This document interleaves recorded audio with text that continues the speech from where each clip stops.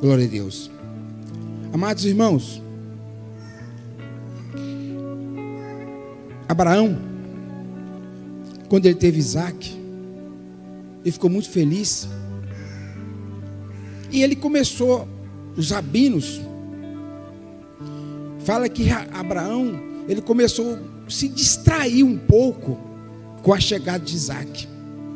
Ele já tinha 100 anos, agora ele estava com 115 anos, Isaac mais ou menos com 15 anos, e ele ficou tão envolvido com aquele menino, que ele estava aguardando há muito tempo, ele aguardou 25 anos. Às vezes, a igreja pede algo para o Senhor hoje, e amanhã quer receber. Irmão, as coisas de Deus não são assim. Noé, ele construiu a arca, ele esperou 100 anos para o dilúvio vir. Abraão, ele esperou 25 anos para ter a alegria de ter o Isaac. José esperou 13 anos para ser nomeado governador do Egito. Rei Davi foi ungido com 17 anos, mas só quando ele tinha 30 anos que ele pegou a coroa. E às vezes a igreja pede algo para Deus e quer que aconteça de uma hora para outra. Não é assim. As coisas de Deus não é assim. Então agora Abraão estava assim envolvido com Isaac, tão envolvido com Isaac, que os rabinos falam que ele começou a se distrair e esquecer que Deus tem que ser o centro da vida dele e da vida de todos que o aceitam. Irmãos, nosso Deus, Jesus Cristo, o Espírito Santo, tem que ser o centro da nossa vida. Quando nós colocamos qualquer coisa que ocupa o centro, você está tirando Jesus do centro. Tem gente que, por causa da empresa, tira Jesus do centro. Tem gente que, por causa de filho, tira Jesus do centro. Então, os rabinos falam que Abraão, ele começou a se envolver tanto, ficar tão encantado com Isaac, que as coisas que ele tinha que fazer como patriarca, como por exemplo, a circuncisão, todo neném que nascesse lá, era muita gente, todos criados, é ele que tinha que fazer. Mas aí ele já passou a passar a tarefa para outros. Não, faz lá, faz a circuncisão lá que eu estou aqui envolvido com o meu menino. E Deus vê todas as coisas. Do mesmo jeito que Deus viu que Abraão estava distraindo um pouco, tirando ele do centro, Deus vê quando nós tiramos ele do centro. Às vezes é dia de culto e as pessoas não vão. Irmãos, nós não podemos faltar culto, a não ser que você trabalhe de carteira assinada, a não ser que você tenha um plantão, uma coisa assim que não tem jeito, sim. Mas Deus sabe todas as coisas, Deus não é burro, Deus é a pessoa mais sábia do mundo, porque Ele criou o universo perfeito, criou tudo perfeito, então Ele sabe todas as coisas. Mas Deus sabe também quando você pode estar na casa do Senhor e você não vem para adorá-lo. Irmãos, a igreja só é corpo de Cristo dentro da igreja. Quando nós estamos aí fora, nós somos membro do corpo de Cristo. Mas quando nós estamos dentro da igreja, nós somos o corpo de Cristo. E qual que é a vantagem de ser o corpo de Cristo? Porque se Jesus é o cabeça e você é o corpo, você está recebendo o sangue de Jesus quando você está dentro da igreja, no mundo espiritual. Ou seja, tem gente que pensa que Jesus derramou seu sangue na cruz do Calvário e acabou. Não. Irmãos, o sangue de Jesus está sendo derramado sobre o seu corpo até o dia do arrebatamento, no mundo espiritual, que é totalmente diferente do mundo físico. O mundo espiritual que manda, irmãos. O mundo físico não é nada. Então os rabinos dizem que Abraão se distraiu. E Deus está vendo que Isaac fez 14 anos, 15 anos e tal. Aí resolveu, Deus, vou dar um sacode em Abraão. Vou dar um susto em Abraão. Falou, Abraão, pegue seu filho e sacrifica ele a mim. Abraão tomou que susto. Misericórdia, Abraão tomou um susto. Mas Abraão era um homem amigo de Deus e ele tinha fé. Aí, nesse susto que ele tomou, ele exerceu o quê? Sua fé. Fé. E ele falou, vou obedecer. No outro dia cedo, pegou Isaac, pegou um jumento, colocou a lenha em cima do jumento e saiu. Ele morava em Hebrom. E esse lugar do sacrifício Monte Moriá é onde está construído o templo, é onde que foi construída Jerusalém, uns 2, 3 dias. Quando Abraão chegou com Isaac e os criados no pé do monte, ele falou: me espere aqui, que eu vou lá em cima adorar. Ou seja, o sacrifício era uma forma de adoração a Deus. Hoje não precisa fazer sacrifício mais, porque Jesus já fez o sacrifício. O pecado entrou, Deus instituiu o sacrifício de animais, Abraão estava obedecendo isso, e, ou seja, Adão ensinou para a sua descendência que tinha que sacrificar. Por que tinha que sacrificar? Porque entrou desobediência. Até o dia que Jesus veio e morreu na cruz. Então, Abraão falou assim: eu vou lá em cima adorar, porque o sacrifício era uma adoração. Ele estava com o coração pesado? Estava. Coração triste? Estava. Mas dentro do coração dele também tinha um negócio chamado fé, que ele era um homem de fé. E ele, em determinado momento, Isaac perguntou: pai, eu estou vendo aqui a lenha, eu estou vendo aqui tudo para o sacrifício, mas eu não estou vendo o sacrifício, o animal. E Abraão respondeu: Deus proverá. Amados irmãos, quando nós estamos passando uma necessidade, quando nós estamos precisando de algo de Deus, nós temos que usar a fé de Abraão. Deus proverá. Ele tinha fé, falou: Deus proverá. Ele falou aquilo com fé. E de repente ele pegou aquele menino, colocou em cima do altar de pedra, que o altar era de pedra. Até o Monte Sinai, o altar era de pedra. Colocou a lenha e pegou Isaac e colocou ele lá. E amarrou. E quando ele foi, levantou o cutelo, ele escutou a voz do anjo: pare, não precisa. Ele olhou de lado e viu um cordeiro. Desamarrou Isaac, pegou o cordeiro e ofereceu. Depois desse dia, irmãos, com certeza, ele não tirou Deus mais do centro da sua vida. Jesus, ele é o centro da nossa vida. Hoje, a religião é totalmente diferente do evangelho. A religião, ela aponta o dedo. O evangelho estende a mão. Então, irmãos, o evangelho significa boas novas de salvação. O evangelho é o próprio Cristo. O próprio Cristo é o evangelho. Nós temos que analisar, ler a Bíblia, para nós fazer separação de religião do evangelho. O evangelho, como o próprio significado, boas novas de salvação, boas notícias, porque quando Jesus veio, aquele povo estava muito triste, preocupado, a maioria pobre, e que esse pobre pensava que Deus não amava eles. 70%, 80% era pobre e eles se achavam desprezados por Deus. E Jesus veio, porque os fariseus colocavam na cabeça deles que quando a pessoa não era rica, a pessoa não tinha a bênção de Deus.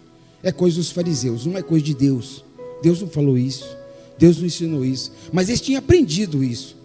E Jesus veio e falou assim: ó, bem-aventurado os pobres de espírito, porque deles serão o reino dos céus.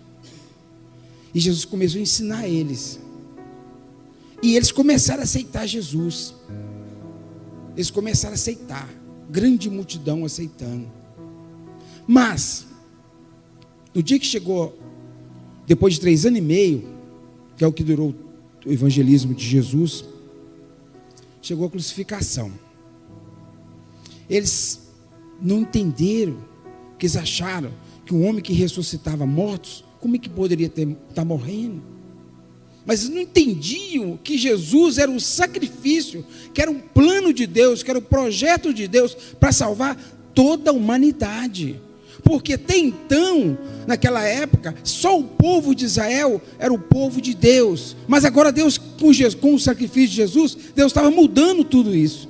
Deus agora queria um corpo no mundo, entre todas as nações, povos e línguas. Deus queria um corpo, não um povo. Deus não tem um povo mais. Você aceita Jesus Cristo como seu único Senhor e Salvador. Coloca Ele dentro do seu coração. E não começa a viver como religioso, mas como um cristão, um seguidor de Cristo. Aí você passa a fazer parte desse corpo de Cristo. Passa a receber o sangue de Cristo. E você pega Jesus e coloca no centro de sua vida. Aí você vai ter aquela paz. Uma paz que o mundo não pode oferecer. Uma paz que o maior milionário do mundo não pode ter. Que só Jesus pode ter. E quando Jesus está ali na cruz, a tradução de João Ferreira de Almeida fala assim: está consumado. Mas no original grego não é isso que ele diz. Tá? Testalatai no grego. Testalatai. O que significa? Naquela época, na época de Jesus, cada aldeia, cidade tinha um ancião. E todos os negócios que era escrito no pergaminho. E todos os negócios era colocado lá. O irmão Fernando está devendo o pastor Romeu 100 ovelhas para pagar daqui a um ano. Quando chegava o dia que o irmão Fernando pagava aquela ovelha, esse ancião colocava lá: testalatai, dívida paga. Dívida paga. Quando Jesus morreu na cruz do Calvário, é isso que ele falou: a dívida está paga. Porque a humanidade tinha perdido a presença de Deus. A humanidade tinha quebrado a aliança com Deus lá no Éden. E Jesus veio exatamente para trazer aquela união. Porque Deus nos ama tanto e Ele estava doido, Deus estava desesperado para que voltasse nós ter união com Ele, porque Ele não queria aquela separação. Deus queria que nós tivéssemos essa união. Então, quando Jesus falou dívida paga, ou seja, quem aceita Jesus Cristo, os seus pecados, Deus não se lembra mais. Dívida está paga, não se lembra mais. Aí, tem gente que confunde isso. Tem gente que ensina que nós temos que ser santo para ser salvo. Não, nós temos que ser santo porque nós fomos salvos. É diferente. Quando você aceita Jesus Cristo como seu único Senhor e Salvador, você tem que ter transformação, porque a religião, ela deforma. O Evangelho transforma. Entendeu? Então, qual a transformação do Evangelho? É porque Jesus troca o seu espírito. Tudo velho, tudo que você fez no passado, Deus não se lembra disso mais. Deus não está preocupado com isso mais. Deus está preocupado agora com o seu novo espírito. Aí você começa a ter uma vida de santidade, por causa que você é salvo. Nunca para ser salvo. É totalmente diferente. Senão você anula o sacrifício de Jesus. Religião que é assim. Religião que ensina assim, mas o Evangelho é diferente. O Evangelho, ele transforma para que você tenha uma vida. É igual a religião. A religião é uma coisa de fora para dentro. O Evangelho é diferente, é de dentro para fora, porque o Espírito Santo que vem habitar dentro de você é que vai te santificando, o Espírito Santo que vai te guiando na verdade, no caminho do Senhor. Ah, mas eu conheço uns irmãos que ele faz isso, dá calote, mente, prostitui. Irmãos, não teve um encontro verdadeiro com Cristo. Se não houve transformação, o Evangelho que não transforma, ele não salva. O Evangelho só salva depois que ele te transforma. Se a pessoa não foi transformada, não tem como a pessoa ser salva pelo Evangelho. Porque religião é totalmente diferente de Evangelho. O Evangelho é diferente. A religião é tribunal. O Evangelho é hospital. Jesus falou assim: eu vim para os que estão doentes, porque os fariseus queriam questionar Jesus, porque ele está indo jantar na casa de um fariseu. E ele respondeu: eu vim, foi para os doentes. Eu vim para aqueles que se acham que precisam de Deus, que precisam de mim, que precisam do Evangelho, que precisam de transformação. É isso que é o hospital. O hospital no mundo espiritual é isso. Irmãos, Deus não está preocupado com aquilo que aconteceu, mas Deus se preocupa com você colocar Ele no centro e viver uma vida onde o Espírito Santo que está dentro de você te guia no caminho da verdade, onde o Espírito Santo te ensina a colocar Deus no centro. Isso é evangelho. Isso é evangelho.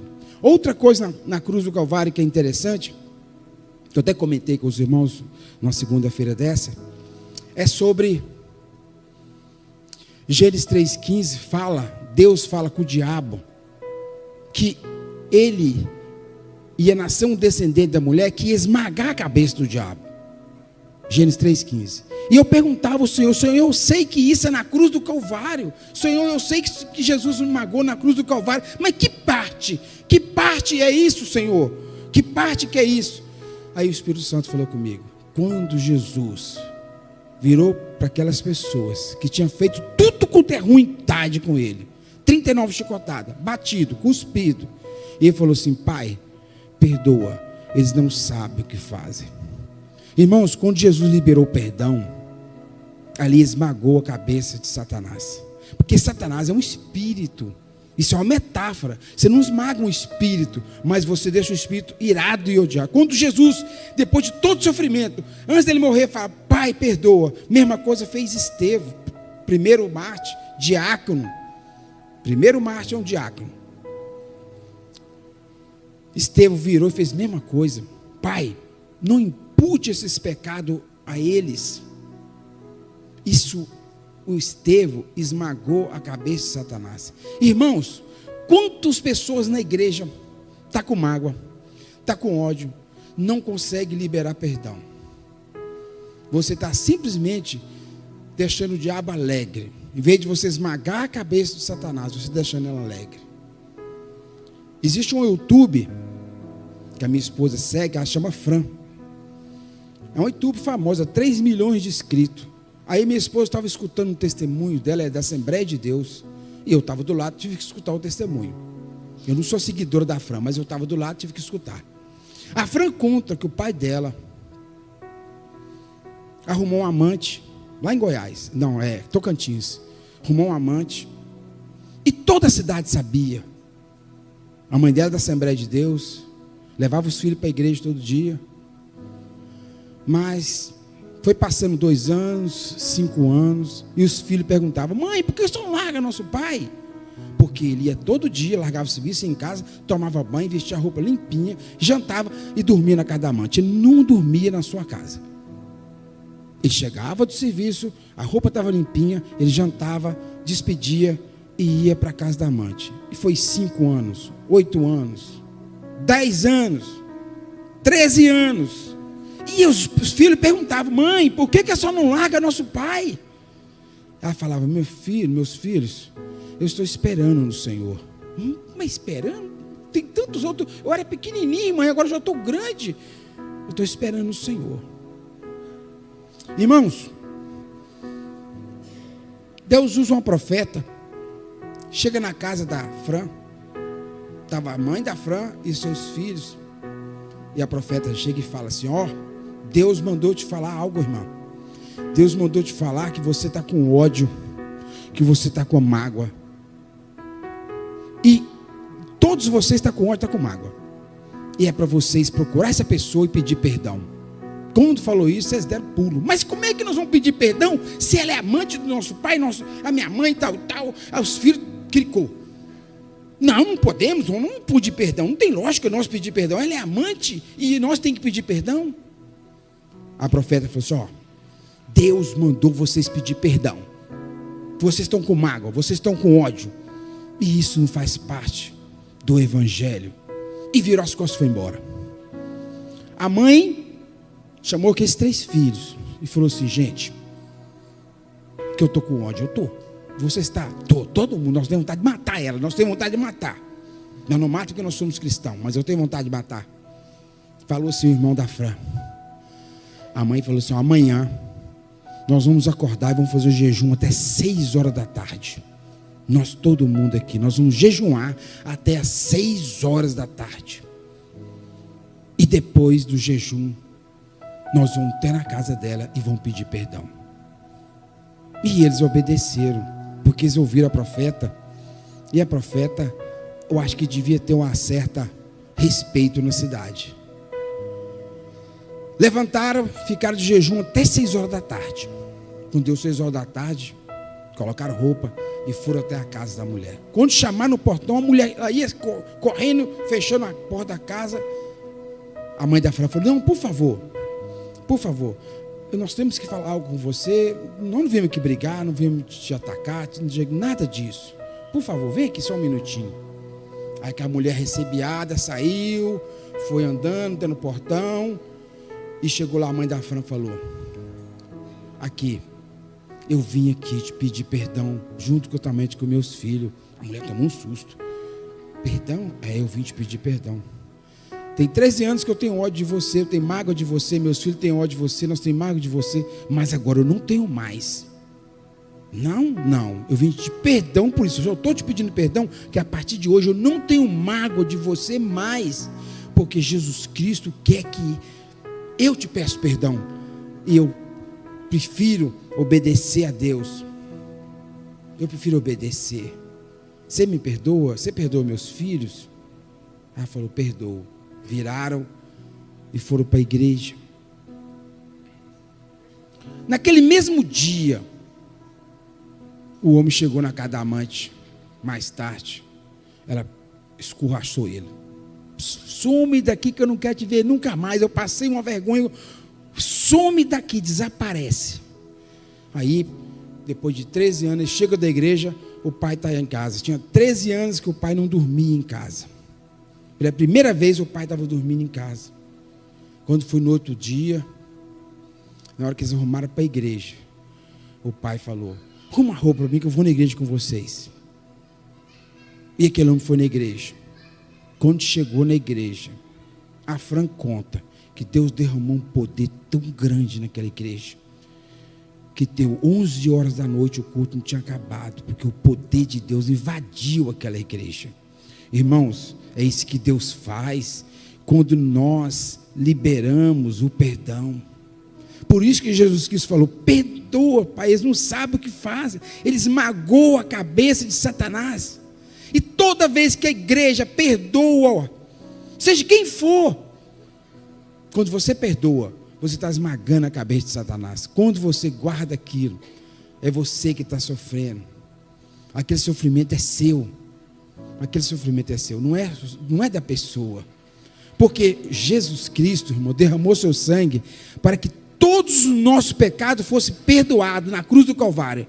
Porém, a falta de perdão não tem perdão. Está escrito aonde? No Pai Nosso que você ora: Pai, perdoa as nossas ofensas, assim como nós perdoamos aos nossos devedores. Você está falando com Deus que do jeito que você vai perdoar, do jeito que você está perdoando alguém, é para Deus te perdoar. Então, se você libera o perdão total, você vai receber o perdão total. Se você liberar perdão aos poucos: mas eu tenho uma mágoa com meu pai, é muito grande, que já morreu, meu fulano de tal, um tio que fez isso comigo, e ele já morreu, o que eu faço? Vocês conhecem o mundo espiritual. Você bate o joelho e fala: Senhor, eu perdoo o fulano de tal que já morreu. Senhor, eu perdoo o fulano de tal que fez isso, que fez aquilo. E no mundo espiritual, Deus vai te dar o alívio, porque você vai perdoar de coração. Não pode ser de engano, que não tem como enganar o nosso Deus, que Ele que nos criou, Ele que nos fez. Então não tem como enganar Deus. Mas quando você perdoa, não é desculpa: a pessoa morreu. Você faz oração, libera o perdão, e Deus vai tirar toda aquela mágoa. Aí você vai estar apto para receber aquilo que Jesus nos deu na cruz do Calvário. A dívida está paga.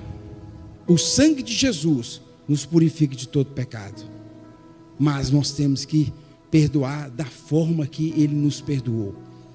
Irmãos, ninguém sofreu mais do que Jesus naquela cruz do Calvário. Não só na cruz, irmãos. Não só na cruz. O sofrimento de Jesus não começou na cruz. Aquele ali é o mínimo. O sofrimento de Jesus, irmãos, começou 3 horas da madrugada, no Getsêmani, onde ele fala: Pai, por que me desamparastes? Desamparar, irmão, é sair. O Espírito Santo de Deus, ele, 3 horas da madrugada no Getsemane, ele saiu de Jesus. Por quê, irmão? Porque está escrito em Gênesis 3,15 que o diabo ia ferir o seu calcanhar. E Jesus nunca cometeu pecado. Como que ele ia morrer? Então, irmãos, quando deu 3 horas da manhã, quando Jesus falou assim: Pai, afaste de mim esse cálice, todavia faça a tua vontade, não a minha. Jesus não estava se referindo a sofrimento, não, irmãos. Ele estava se referindo à presença do Espírito Santo que estava com ele desde quando os dois existem. Mas agora tinha que sair, porque como que o diabo ia ferir o calcanhar de Jesus orando ali no Getsemane? Como que ele ia ferir se o Espírito Santo estivesse nele? Então o Espírito Santo saiu, porque o diabo, ele participou do plano da salvação que Deus tinha, sem o diabo saber, que o diabo é burro. O diabo não sabia. Por quê? Jesus nunca pecou. Então o salário do pecado é a morte. Ele tinha que morrer pelos nossos pecados. Então, irmãos, 3 horas da manhã, o diabo, numa forma de uma serpente, que ele pode ter entrado numa serpente ou se transformado numa serpente, e ele vai e fere o calcanhar de Jesus. Quando ele fere, ele deposita todo o pecado da humanidade em Jesus, porque ele vivia, o diabo vive do pecado. Então ele feriu o calcanhar de Jesus, ali depositou todos os pecados de 4.000 anos em Jesus. Então Jesus agora, ele não é limpo mais, ele está sujo com os nossos pecados. E essa sujeira foi muito maior sofrimento para Jesus do que 39 chicotadas, do que ser pregado. Não, isso aí para ele foi até pouco, mas essa sujeira que ele teve que suportar, porque ele levou os nossos pecados. Jesus nunca poderia morrer se o diabo não participasse, ferindo o seu calcanhar, depositando o seu pecado. Tanto que em Gênesis, em Lucas, irmãos, está escrito que Jesus teve uma agonia tão grande que ele suava sangue. Aí os cientistas, até 1950, falavam assim: como que isso? A Bíblia não pode estar certa, como é que a pessoa vai suar sangue? Nós nunca vimos isso. Até que o dia que eles presenciaram, na Índia, nos Estados Unidos e em outros lugares, serpentes muito venenosas mordeu pessoas, e aquela pessoa transpirava sangue. A pessoa suava sangue. Quando uma cobra venenosa deposita uma certa quantidade de veneno num organismo, a pessoa sua sangue. Então, hoje eles não falam essa conversa mais, já caiu por terra, porque eles viram que isso aconteceu, e aconteceu com Jesus. Porque quando o diabo feriu o calcanhar de Jesus e colocou todos os pecados que ele vinha se alimentando no corpo de Jesus, e Jesus foi para a cruz do Calvário com todos os nossos pecados, todos, morreu. Se o diabo fosse inteligente e não tivesse feito isso, o plano de Deus teria dado errado, mas ele é burro. Então ele achou que estava fazendo uma grande coisa, mordendo Jesus, enchendo, sujando ele com nossos pecados.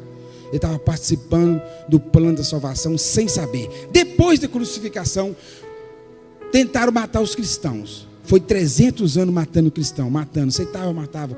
Estevão primeiro, o segundo foi o apóstolo Tiago, foi indo. E o evangelho está aqui até hoje.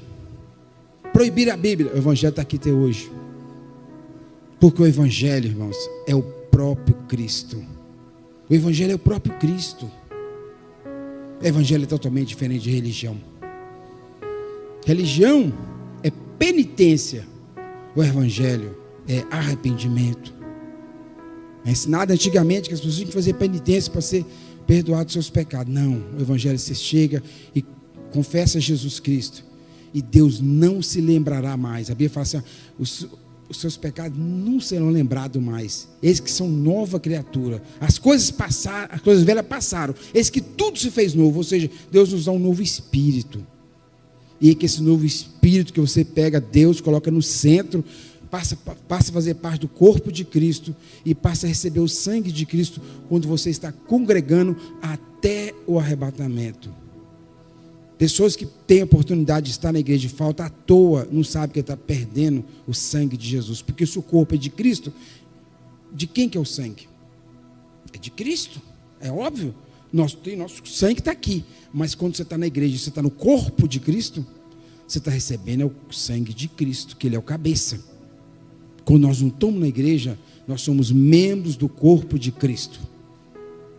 Dentro da igreja nós somos o corpo de Cristo, recebendo sangue, que no mundo espiritual está sendo derramado sobre o corpo de Cristo, no mundo. Você tem que fazer parte do corpo de Cristo, para que quando Ele vier arrebatar a igreja, que não vai demorar muito, você faz parte do corpo de Cristo. Porque Jesus, irmãos, Ele não tem como explicar o amor de Deus pela raça humana, mas Ele não obriga, não é obrigado, estava vendo um testemunho um dia desse, um pastor do Rio de Janeiro, que se desviou, entrou no crack, aí uma pessoa foi pregar para ele e falou, para mim não tem mais volta, irmãos, Deus não obriga. Se a pessoa falar que não tem mais volta, se a pessoa não quer Cristo, jamais Deus vai obrigar você a ser servo deles. Não, é espontâneo. Deus quer que seja espontâneo, é por amor que nós aceitamos Cristo, é por amor que você segue Cristo, é por amor que você vai esperar a vinda dele. Amém? É por amor. Amém? Glória a Deus. Louvado seja o nosso Senhor Jesus Cristo. Amém? Todos os visitantes, sejam bem-vindos em nome de Jesus. Amém.